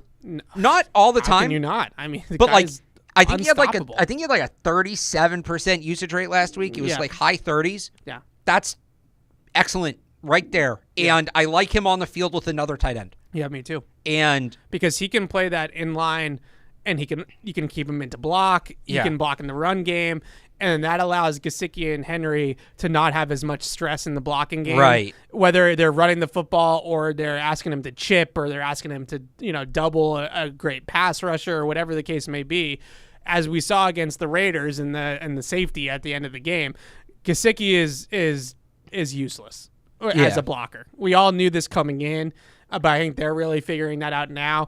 And Henry is better than Gesicki, but he's still in the useless category. And he's banged up. And he's banged. Yeah. So, like, the other thing about useless Pharaoh might Brown. Be a little too strong. The other thing about Pharaoh Brown, we've talked about, like, the buy-in of the offense and all of that. Yeah.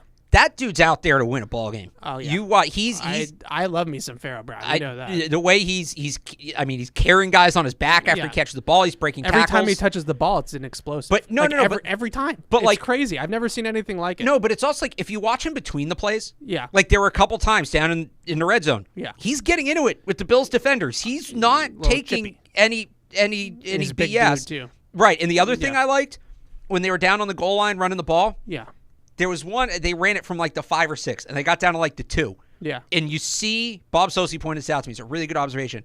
Pharaoh Brown turns to the sideline and gives them like a, hey, give it to us again. Yeah. Don't throw the ball. Keep the big group. And then they end up putting like a smaller package out there. Yeah. And he's like, he wants to run the ball, get in the trenches, get nasty. The team needs a little of that. They need a little bit of that edge. He brings a little bit of that edge. Just quickly, all 3 tight ends are free agents at the end of the year. Correct. All 3 tight ends. I think for Hunter Henry, to me, Hunter Henry is a prime franchise tag candidate. Yeah. The franchise tag for the tight ends are reasonable. It's, I think, $13 million is the projection right now for next year, which is basically what he's making now, right? So you're not giving him a substantial raise. At his age and in the wear and tear, because he's been in the league and played a lot of football, you're not giving him another 3-year deal where you're maybe risking years 2 and 3 not being as good as year 1. And you're making sure you're keeping some continuity with that room, which I think is important. So Hunter Henry looks like a nice franchise tag guy. I would say Pharaoh Brown looks like a nice signing, like a retain. And I'll say this, he loves playing with Bill O'Brien. Yeah. Like he played with Bill O'Brien in Houston. He's talked about that. And that was his best season when he was with Bill O'Brien in Houston. Well, until now. Right. Well, but that's assuming Bill O'Brien's still here, which is another conversation for another time. Yeah. That's a guy that you might be able to get to take a little less money to come back. Yeah, I like it. All right, John's in Louisiana. What's up, John?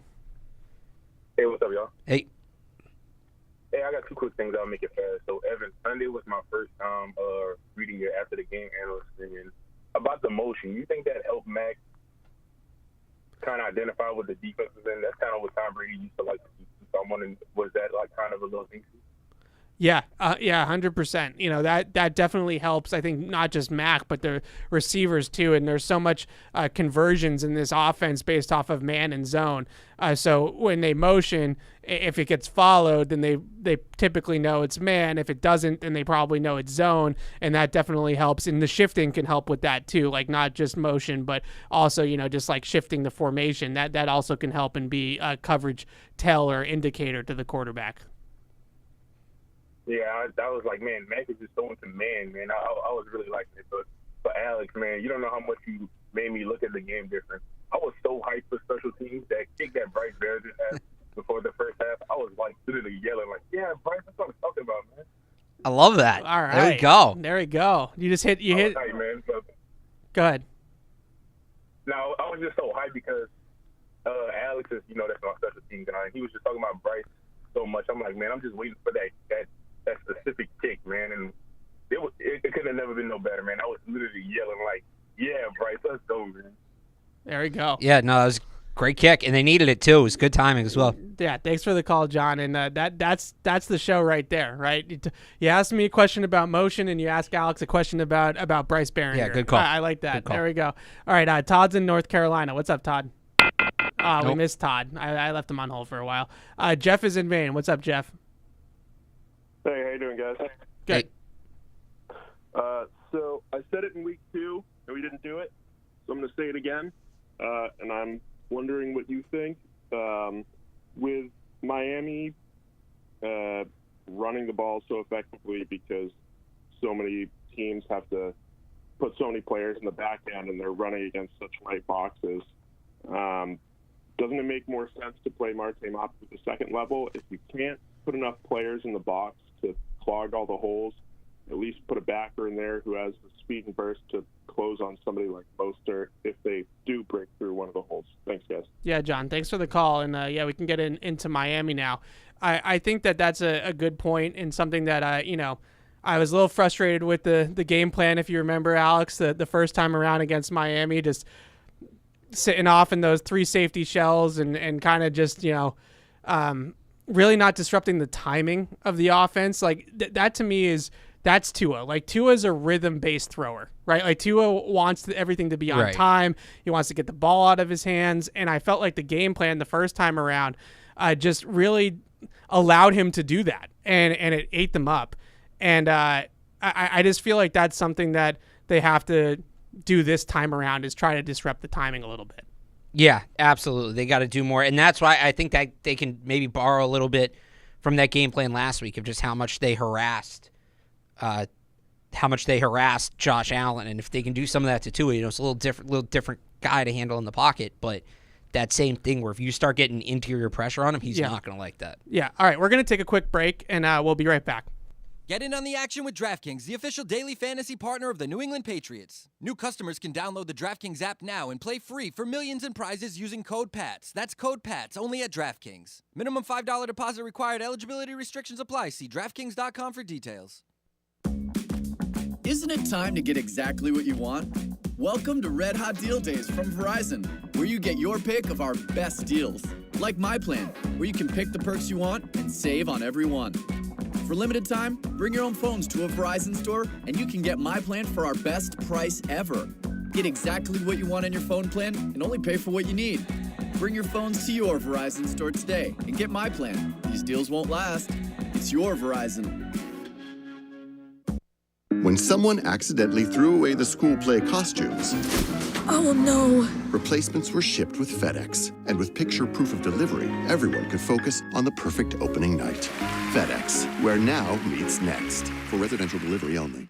Get in on the action with DraftKings, the official daily fantasy partner of the New England Patriots. New customers can download the DraftKings app now and play free for millions in prizes using code PATS. That's code PATS, only at DraftKings. Minimum $5 deposit required. Eligibility restrictions apply. See DraftKings.com for details. Isn't it time to get exactly what you want? Welcome to Red Hot Deal Days from Verizon, where you get your pick of our best deals. Like My Plan, where you can pick the perks you want and save on every one. For limited time, bring your own phones to a Verizon store and you can get My Plan for our best price ever. Get exactly what you want in your phone plan and only pay for what you need. Bring your phones to your Verizon store today and get my plan. These deals won't last. It's your Verizon. When someone accidentally threw away the school play costumes, Oh no. replacements were shipped with FedEx. And with picture proof of delivery, everyone could focus on the perfect opening night. FedEx, where now meets next. For residential delivery only. Get in on the action with DraftKings, the official daily fantasy partner of the New England Patriots. New customers can download the DraftKings app now and play free for millions in prizes using code PATS. That's code PATS only at DraftKings. Minimum $5 deposit required. Eligibility restrictions apply. See DraftKings.com for details. Isn't it time to get exactly what you want? Welcome to Red Hot Deal Days from Verizon, where you get your pick of our best deals. Like my plan, where you can pick the perks you want and save on every one.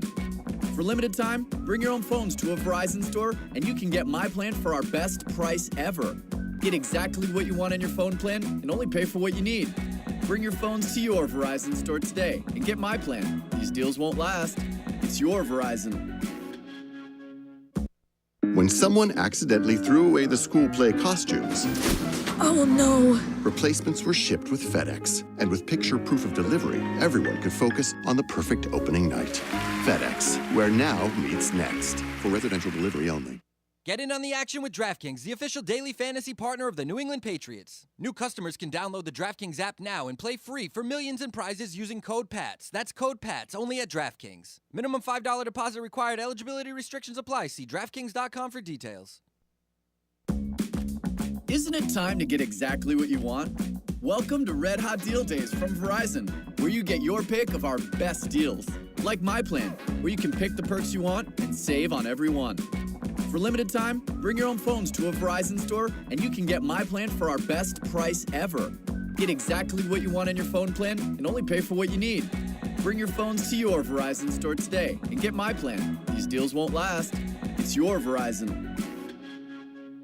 When someone accidentally threw away the school play costumes, Oh no. replacements were shipped with FedEx. And with picture proof of delivery, everyone could focus on the perfect opening night.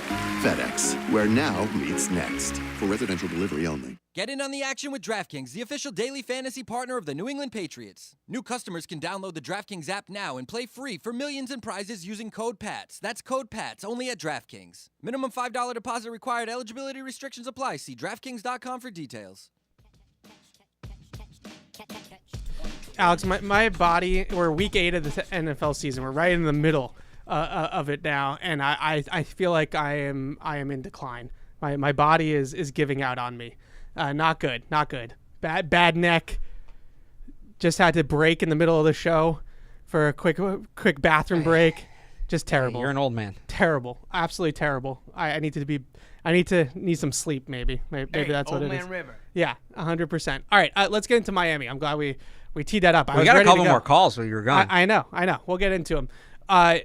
So the big caveat with everything that we talk about with Miami is, are the Dolphins actually going to show up to this game, or are they all going to be like, on crutches on the sideline, right? So the Dolphins, and in some ways it's like, okay, well, this gives the Patriots a real chance to win this game. In other ways, I always hate like that, because now it has an asterisk, right? Like if you beat the Dolphins down in Miami, which is another win that's like a monkey off their back. They're 0-5 against Tua in his career.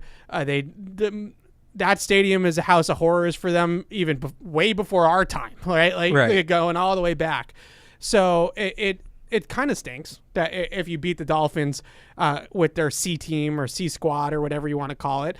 But I want to talk about it a little bit, assuming Tyreek Hill is going to play, but I also want to talk about it in assuming he's not, which I think based off of the reporting down there yesterday, it definitely sounds like not playing is more likely at this point.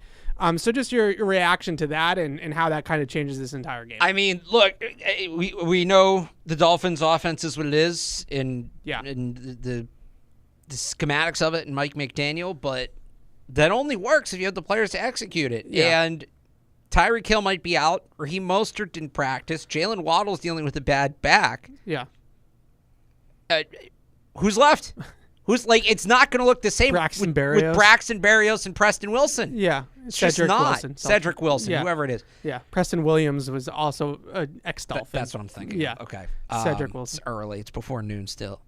Yeah, no, it not having Tyreek Hill and Jalen Waddle being banged up changes a ton. Yeah. It changes a ton because will those concepts work with lesser players? Do the Dolphins have to change their offense, which McDaniel probably doesn't want to do? Yeah. The other one that's a sneaky big injury in this, and it's going to sound weird to people, but if you've been following along, the Dolphins put Isaiah Wynn on IR. Yeah. Was that yesterday or on Monday? Yeah, whenever it was. Yeah, this week. Isaiah Wynn was really good in that first game against the Patriots. Yeah, I mean he's been serviceable for them at guard. Well, and so that was his backup is Lester Cotton, who is not serviceable. Yeah, to put it politely. No, but he's been fine for them at left guard. But that Patriots game, it was his best game of the year. Yeah, he played well. Didn't allow any pressures, just one penalty. Yeah, just one. Not happens. Yeah. You look at the way, compared to his time here. Yeah. You look at the way Christian Barmore is playing right now. Yeah. Where and their starting center is on the injury report as well. He's banged up. I think he practiced yesterday, but I got to pull up the injury report. Yeah, I know he is. Connor Williams is their starting center. Yeah. And it sounds like Leon Eichenberg is going to play center again for them this week. Who's not a center. No. He's so I don't want to admit, like, losing Tyreek Hill that's the biggest loss right there. But if they're down center and left guard against a defensive line that played the way it did last week, they're already on a backup left tackle. Teron Armstead's on IR. Right. That could be as big as anything because you think, and Mostert played last week, and maybe he's fine. All right, Tyreek Hill's banged up, Jalen Waddle's banged up. They still run the ball and use the speed that way, and I think it's supposed to rain in Miami, which is rare. A little bit, yep. It's not rare that it rains in Miami, but it's supposed to rain the whole day. It's not when he's passing South Florida showers. Yep. It's not, all right, it's raining. You don't have receivers who are going to run the ball. Well, if the offensive line is 3/5 backups, 4/5 backups, that's not going to be so easy either. Yeah. Now, Patriots still have to take care of business when they have the football. We can get into that. But on every single level, we kind of came into the season when we previewed all the AFC East teams. My thing on the Dolphins was, well, let's see if Tua's healthy. That's what it comes down to. Tua's healthy. Yeah. But nobody else is. Right. And that's a problem, too. So, with all the injuries aside, it is worth mentioning that Tua was 3-0 against the Patriots in the Brian Flores era, too, right? Like, without Tyreek Hill, without Mike McDaniel. So, he's beaten you without an incredible supporting cast. But I think the two things about it is, and you're 100% right when it comes to the offensive line. This Dolphins offense, and I would say the same thing about most Shanahan teams, like the San Francisco 49ers are the same way. As talented as they are at the skill positions, it all runs through the offensive line. It all runs through the blocking schemes, and it all runs through the offensive line. So if you can... it's not like anything revolutionary. Like, it's the same for a lot of great passing offenses. If you can disrupt and get pressure and take over the line of scrimmage in this game, then you're going to have a much better chance to beat them, whether they have Tyreek Hill or they don't, right? Like that's just the bottom line.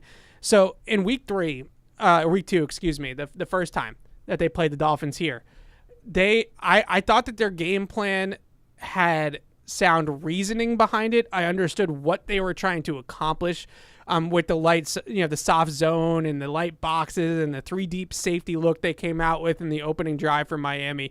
But like I mentioned before the break, the issue with it was that the timing of the offense and getting the ball out of Tua's hands and hitting the quick underneath throws and setting up the yak plays, that's Tua's bread and butter. Like that's how he plays his best.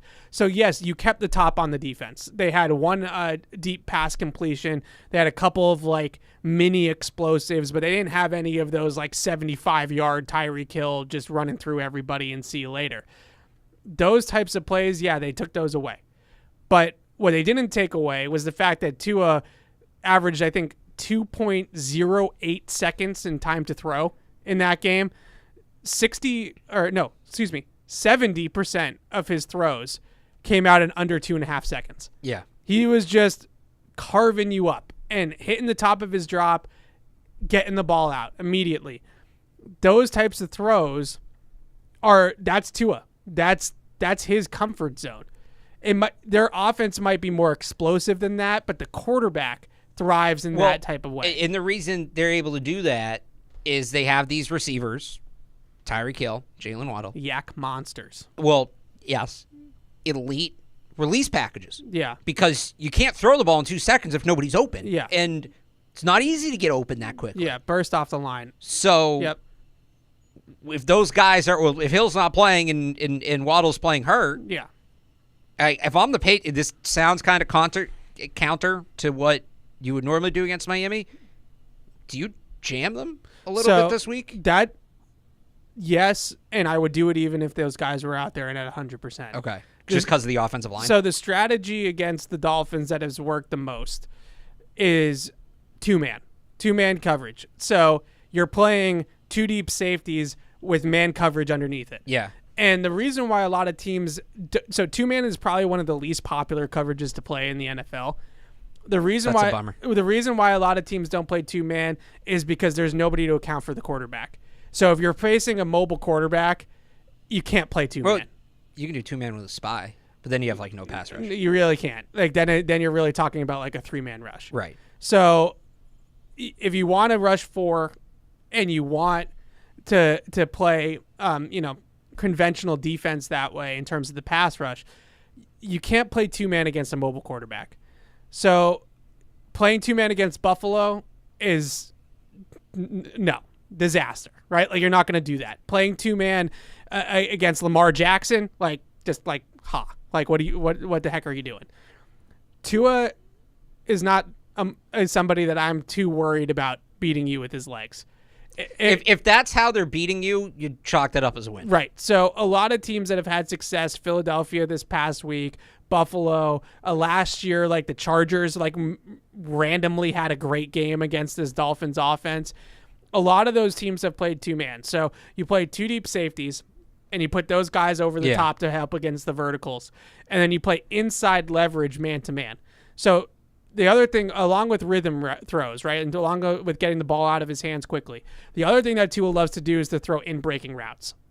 That's that offense, right? Yeah. So the guys that throw in breaking routes at the highest percentage in the league, I bet you could guess it because it's all Shanahan guys. Yeah, Tua, Purdy, and Wilson, Jets, Jared Goff. Oh, close enough. They don't have those kind of I guess they do. So if you play two-man, one, you can jam at the line of scrimmage to throw off the timing, right? So now he's got to hold the ball and wait for it to develop. Two, you can try to force Tua to throw the ball outside the numbers. And I'm not talking about verticals outside the numbers. I'm talking about outs, flats, things outside the numbers.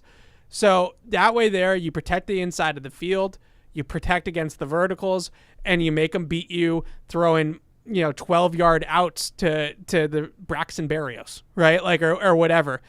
If they beat you that way, then you just have to tip the cap and say, good job. Right. You did it, right? So the other thing that the Eagles did, along with the timing. So I think that this is the reason why I bring up the coverage is because I think Philly, people watch that game and they watch Philly's front dominate the Dolphins offensive line. And they said the reason why Philly won that game and shut down the Miami offense was because they have that defensive front. Their pass rushers are insane. Reddick, the rookie, who I always forget his name for some reason. Jalen Carter. I mean, they were both awesome. Jalen Carter, those guys are awesome. There's some truth to that, absolutely. But they weren't allowing Tua to get the ball out of his hands quickly. They made him hold the football. And that was because of the way that they played coverage. So the other wrinkle that they did, and Sean Desai, got a lot of his own flowers this week for his game plan against Miami. Sean Desai also played tilted coverage. So he tilted the deep safeties to Tyreek Hill's side of the field. So the biggest issue with playing two-man against Miami is that if you play that coverage and you play the corner inside shade on the receiver, all that they'll do is they'll just run fades to the sideline for Tyreek Hill. And the safety that's midpointing or playing the half, he has a long way to go, right, to impact that throw. So what the Eagles did is they put the safety on the numbers, and they just put him right over the fade. So that way there, it had to go underneath and to the outside. So hold the football and then limit the yards after the catch, right? That's what Philly did. They pressured Tua by holding the football. They limit yards after the catch, and they took away the bread and butter routes. They didn't let them hit those skinnies. They love skinny posts, crossers, verticals. They didn't let them hit those routes, and that's how you shut down Miami. So if you can do that in this game, and I think you do that almost regardless of whether or not Tyreek Hill is out there or not, because even though the effectiveness with Braxton Berrios and Cedric Wilson and those guys is not going to be the same, I don't think Mike McDaniel is going to completely reinvent his offense in 3 days. Either. So they're going to run what they're going to run. And I think that's the main key to getting to Tua, is to get him to hold the football and take away the quick game stuff. They haven't been able to do that against Tua, even going back to Brian Flores. Like, remember the first couple games against Tua, it was like all RPO and quick game and all this crap. And that it was just getting the ball out of his hands quickly. And the box score numbers weren't like overly impressive, but they controlled the pace of the game on offense. And that's kind of how I thought that the week 2 game went. They only scored 24 points. They only had like 380 yards of offense. It wasn't like this big offensive explosion for the Dolphins, but they were extremely successful on their plays. I think they were like 60% success rate, and they controlled the pace of the game. They controlled possession. They controlled the pace. And honestly, like, the Patriots really didn't stop them all that much. They got the one turnover by Christian Gonzalez, and then they got some nice red zone plays and things like that. And Tua tripped all over himself on 1 3rd down in the red zone, and that's how you get to 24. So that's the game plan defensively, I think, against Tua, is you have to play man, but you have to play with the 2 deep safeties over the top. You play single high against them, you're asking for trouble. Yeah, I think, again, just disrupt the timing. Pass rush will be big this week. I think you got to get in his face. I'd add to what you said. I think you got to get in his face. And another thing, hands up in the passing lanes. Yeah. It's something they haven't done as well against him that they probably should be. Yeah. Is he 6 foot, 6'1", right? Yeah, and he likes to throw over the middle. Right. Yeah. So you're getting this push now, and the Dolphins are seeing that on tape, and they're going to be more cognizant of that. You got to be ready when he throws the ball to get those hands up. Anthony Jennings, he was amazing at this in college. Yeah. He's a long guy. He was as good as knocking passes down the line of scrimmage as anybody. When they drafted him, I thought it was part of the reason. Get him in here and have him disrupt some of these RPOs. Christian Barmore, he's going to be getting that pressure. These are guys, by the way, that played with Tua that will have a good idea of the timing and what he wants to do. I think this is another game. The coverage stuff's all important, but especially if you don't have Tyreek Hill and Jalen Waddle's banged up, they're also healthier at corner than they were in that last matchup. Remember, they'll have Jack Jones, who they didn't have. They won't have Gonzalez, but they'll have Jack Jones, who they didn't have in that game. They'll have John Jones, who they didn't have in that game, and they'll have J.C. Jackson, who they hadn't traded for yet. Right. It's manageable. It's manageable in the back end without Tyreek Hill and Jalen Waddle banged up. Doesn't mean it's easy, but it's manageable. If that offensive line is as banged up as it is, they need to get Tua seeing ghosts in terms of the pass rush in this game, and it's something I think they can do. That's what I'll be looking for first and foremost. Last thing, and then we'll take some more of these calls. The other thing that the Eagles were able to do in that game that the Patriots simply didn't do well was stop the run out of light boxes, and that's the front, right? Like, that's right. That's where crap. Juwan Bentley shows up. That's where you're hoping Juwan Bentley shows up and plays a big game. So I thought a huge part of that game early on was how well the Eagles played the run game against Miami, and Miami then got behind and basically had to go. They only ran the ball, I think, 12 times with their running backs in that game. That's a key. Like, you have to be able to stop the run out of 6-7 man boxes, because you're not going to stack the box against Miami. So you have to be able to stop the run out of too high shell. That's the difference between the Eagles' defensive line. Like, that's where that comes in, right? Is that their dominant defensive line has that ability to just go out there and stop you. But you also have to remember, like what we've been saying about their offensive line, they have some banged up pieces they're missing 3/5 of their offensive line. So you need to take advantage of that, and that really needs to translate to the run game and stopping the run. Against the Patriots, they average over 6 yards per attempt against light boxes. 43 of those came on one run, but even if you take the Mostert touchdown run out of it, it's still over 4 yards a carry. Yeah, it's still too much. No, this is a big bounce back game for Juwan Bentley. Yeah. Because that's him. That's him making contact before the guy can bounce it to the outside. Yeah, absolutely. All right, let's get to Todd in North Carolina. Thanks for calling back, Todd. What's up?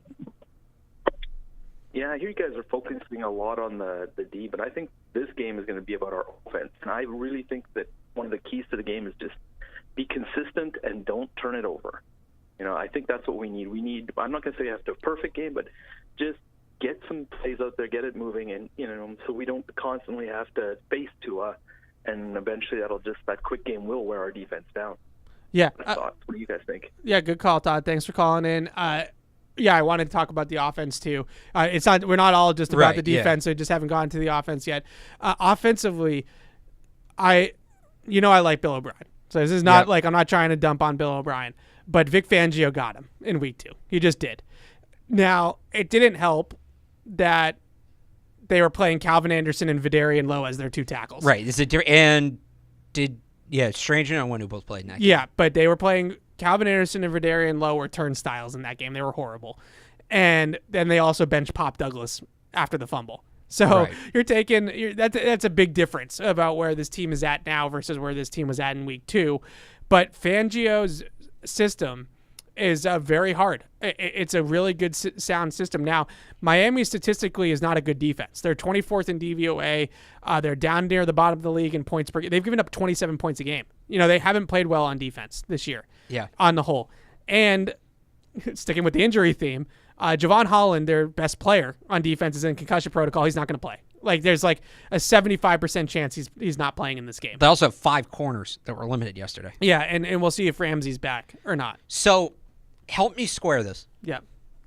If people remember way back, and I wrote about this way back on 98.5, thesportshub.com, if people want to go find it. Yeah. I was not a big Ramsey guy this offseason. Yeah. I just think his best football is behind him. I agree. Doesn't mean he's not serviceable, but every single time he went up against a top receiver last year, he got torched. Patriots don't exactly have a top receiver, but I'm sitting here if he plays, I want them to test him. I kind of want them to test him to see where he's really at. Well, it's better than throwing at Xavier Howard, I can tell you right, that. But how do you test it? I don't know who the guy is to test him. Right, so that's what I'm stuck on. So I think the question is although Xavier Howard's hurt too, let's not forget that. If he does play, Ramsey, if he does play, yeah. Look, I wonder what Fangio's plan is with him, because I think that there's a chance that he plays the star role and he's in the slot, because he's always been a guy that's played a little bit inside and he's always had that skill set, and in that defense, the star role is maybe the most important role in the entire defense. Okay. Just the way that they rotate their safeties and the way that they play coverage, you have to have a really good nickel. That's important for that defense. So I wonder if maybe that's where they're going with Ramsey, and that's why they acquired him. And to your point, okay, maybe he's not the guy to carry routes on the outside anymore that he was early on in his career. So let's move him in. Kind of how they, some guys move to safety later on in their career, right? But this in turn, we're moving him into the slot. So if Ramsey plays and he plays in the slot, I think he might, then he does become a big factor in this game, because that's where the Patriots want to throw the ball. Right. So I think that becomes a factor. So with Fangio, everybody in the league is a little bit of Fangio now. Fangio is the hottest guy in the league right now, defensively. Plays a ton of split safety zone, a ton of too high split safety zone. The base coverage in his coverage is cover 6, which is quarter, half. So you have quarters to one side, right? A deep fourth, quarters to one side, and then you have cover 2 to the backside. That's how they play it. So you can beat that coverage down the field, but it's essentially designed to take away big plays, which is why everybody plays it now, because of all the quarterbacks and passing games and things like that. So you can set up big plays down the field, but in order to hit shot plays down the field against Fangio, you need time. The quarterback has to have time in the pocket, because what you're going to do is you're going to clear out, right? You're going to clear out the quarter side, and then you're going to send routes from the backside into the quarter side. But in order to do that, you need the quarterback to have some time in the pocket to let that develop. So that's where the Patriots ran into problems in the first matchup, is every time they try to dial up a coverage beater to go down the field a little bit, they couldn't block it. So then they had to go to the quick game. When they went to the quick game, they didn't really average, it was all 5-yard throws. Like he was throwing the ball 4 or 5 yards at pop. And that's a difficult way to live, is to go down the field like that consistently.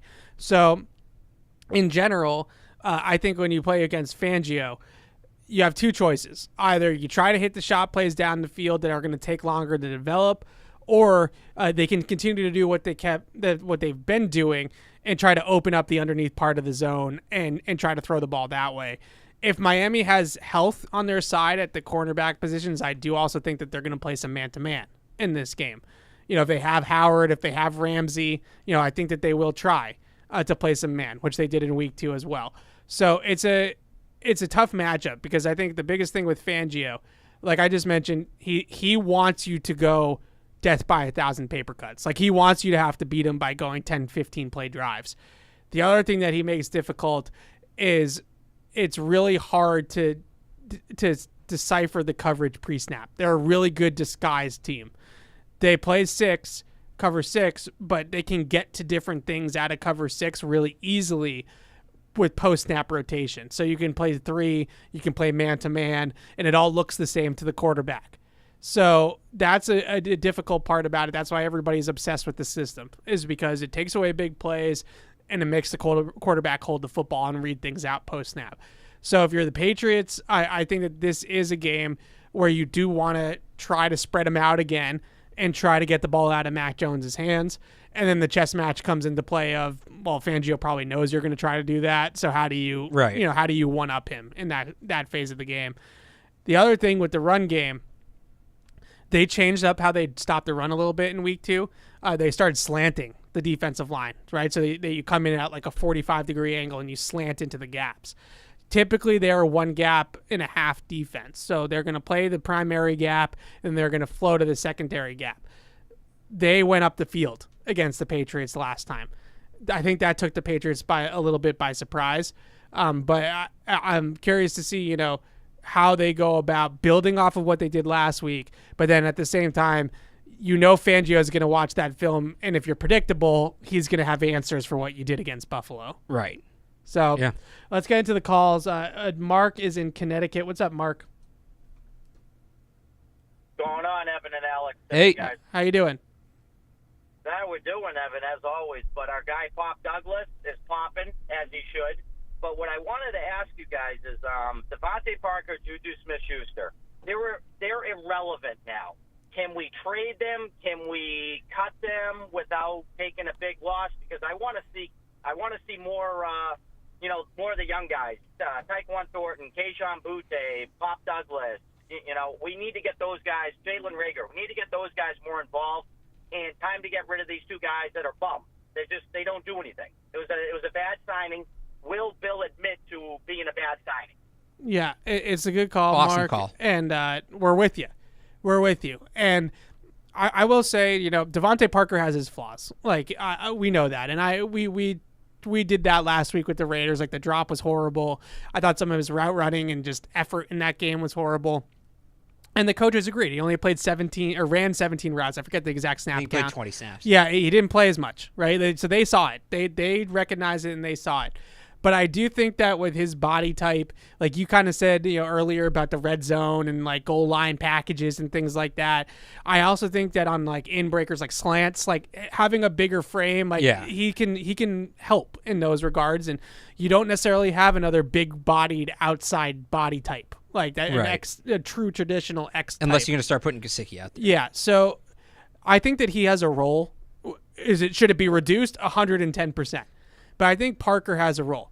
Yeah. I don't see Juju's role on this team. He got remember how we were talking all summer about is DeMario Douglas going to catch Tyquan Thornton? Yeah. Not only did you that, he got Juju Smith-Schuster. He got Wally pipped a little bit. He got Wally, and Bill brought up Wally Pipp yesterday. Who did? Anthony Jennings. Oh. Yeah, that works too, I guess. Yeah. Bill loves him some Wally Pipp. Yeah, he knew what he was did. That was one of his better jokes. Like sometimes like people laugh at Bill's jokes because it's Bill. But that was a good one. Like I don't know he was Wes Welkering it. He I knew what he was doing. I don't know that he's joking when he said it to Welker though. No, I think he meant that. No, he was no. Yeah, way to compete, Welker, and you never saw him again. Yeah. Yeah, I think with Juju, like, so you can't. I got to pull up the exact details of his contract. Or Pat's going to get Pat's cap's going to get mad at me. Rightfully, you can't cut him. People got to get this information right. So it is. I know, but to make the rest of my take, yeah. So there's. I mean, you lose. It's not even like there's minimal cap savings. You lose $11 million in cap space if you cut him this year. Okay, so definitely can't cut him this year. Starting next year, if you trade, you can't cut him. No. If you trade him, the money gets split about 50-50. It's $5 million-ish in dead cap, $5 million-ish in savings. Which, for a team that has $100 million in cap space next offseason, you can eat it. Well, the other thing I would say is, like, so in the past, like, you couldn't make that trade. Yeah. If they could trade Jonnu Smith, that's what I said yesterday. So that's where I'm at. Like, I used to be in this camp, and everything you said about Parker this year is correct. Yeah. I think this offseason, when you may have a chance to bring in another big body wide receiver, this changes. Yeah. In the past, I would say you're stuck with these guys. Yeah. If they can trade Jonnu Smith for a 7th round pick, maybe there's it helps them too that Jonnu's been good in Atlanta this year. Maybe call Falcons again. Yeah, or maybe just, point to and say, hey, it wasn't a scheme fit for us here, right? Like, with Jonnu Smith, he goes back to Arthur Smith in Atlanta, and he's having a decent year. So maybe Juju goes back to Kansas City. So that would be my first call. Yeah. It would be the Kansas City Chiefs. Yeah. But you can't cut them. You can't Parker or Juju. You can't cut them. Juju essentially signed a 2-year deal, right? Like, it's 2 years essentially fully guaranteed, and the third year, I think there is 2.6. Yeah, there's a way to wiggle out of the third year of the contract. Mostly. So, there's still some dead money. So that way, when you look at that, like if a team like Kansas City acquires him, for example, next offseason in a trade, takes him off the Patriots' hands, they could get one good year out of Juju like they did in the Super Bowl year last year, and then they could probably walk away from him too after 2024.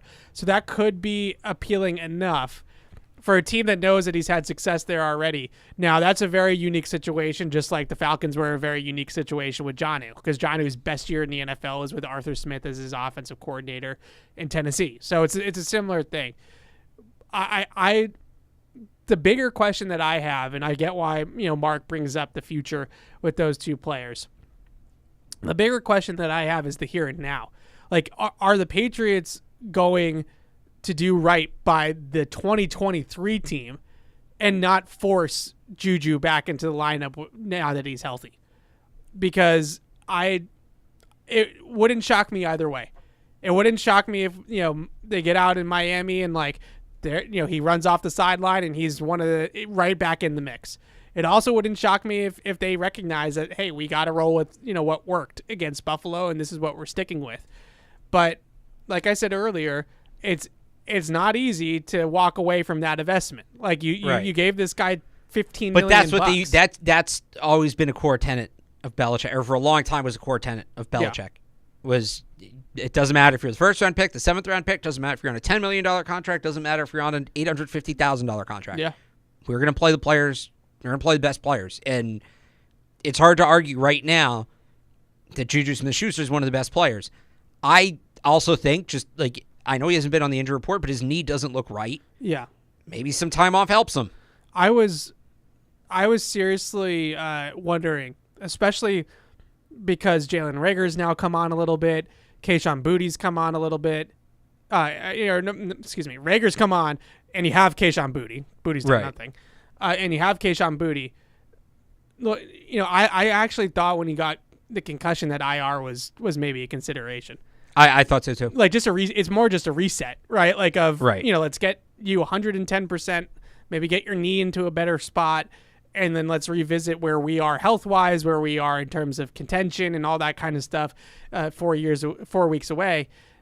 And they didn't do that. He's back out at practice. He wasn't on the injury report yesterday. He's ready to go. He's healthy. He can play in the game on Sunday. I'm really fascinated to see how they approach that. And they have 7 wide receivers, I think, now on the 53 with Reagor. Not including Slater. And then they have Ty Montgomery, too, who's his own thing. So it's like 7.5. Well, they won't play Ty Montgomery. They've made that blatantly clear. So it's going to be interesting to see where they go from here at that position in terms of snaps and things like that. Do I think that either one of those guys can be moved by the deadline? No. I don't think anybody's taken maybe Parker. Like, I think Parker's had enough okay film that you could talk a team into that needs, an outside receiver. Juju's not tradable at the moment. Just not tradable. He's been one of the worst receivers in the league. Anything else? You got some key matchups for us? Got some key matchups? We touched on most of them. I think we touched on most of them. I mean, the big thing for me is tackling. Barmore versus the backup interior offensive line. Yep. All right. Yeah, I got one more. You'll love this. The Patriots gave the Dolphins a little something special in that Week 2 game, right, with the field goal block. Yep. It wouldn't surprise me if the Dolphins come back with a little something for the Patriots. If Danny Crossman, and maybe it's not on the field goal, maybe it's something, but they pantsed Danny Crossman's unit. Yeah. They pantsed him. Yeah. Does he... Pants him back? Right. Does he try... Maybe it's on a punt, maybe it's on a kick return, blah, blah, blah, whatever. Yeah. I would just be very vigilant as Patriots special teams this week. You got to expect the unexpected. And then, I guess, building off of that, they're obviously going to be ready for the Patriots. They know that Jake Bailey is the tell. Right. Do the Patriots are they going to build off of that Schooler play? So last week on the missed field goal, I don't know how much it impacted it, if at all, but Miles Bryant was running. Yeah. Miles Bryant was running like Schooler was on that play. So. Yeah. Well, I think it does because we have watched two kickers, because didn't they get the kicker again on it, or was it a different game? No, it was that game. They got him again because he didn't block it, but he pushed it. Right, Sanders, he's staring down Schooler as he's running in. He pushed it left, right? Schooler was coming from the right, and he pushed it left. So I think it's a factor. I think it's a factor whether he blocks it or not. I do. Kickers are so, better than me. Kickers are so finicky, right? Yeah. And when guys are doing weird stuff, it just kind of comes out of nowhere. I'm excited to see, assuming he's healthy, Jonathan Jones, the stopper, the Tyreek Hill stopper, assuming both. Well, but Tyreek Hill's not. Well, maybe they'll both be playing. But last one here. For key matchups, because you mentioned Barmore, which I think is a huge one against Lester Cotton. Barmore should take Lester Cotton behind the woodshed and eat him for lunch, right? That should be what that is. The last one here, City So versus Christian Wilkins. This is so last time around. Hopefully with help. Last time in week 2, it was the edge pressure because of the tackle situation.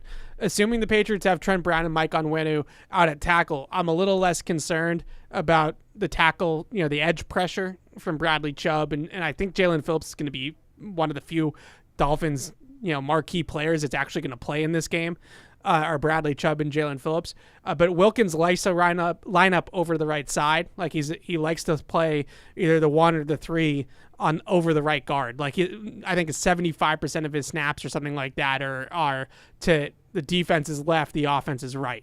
So he's one of those guys that has a spot that he typically favors.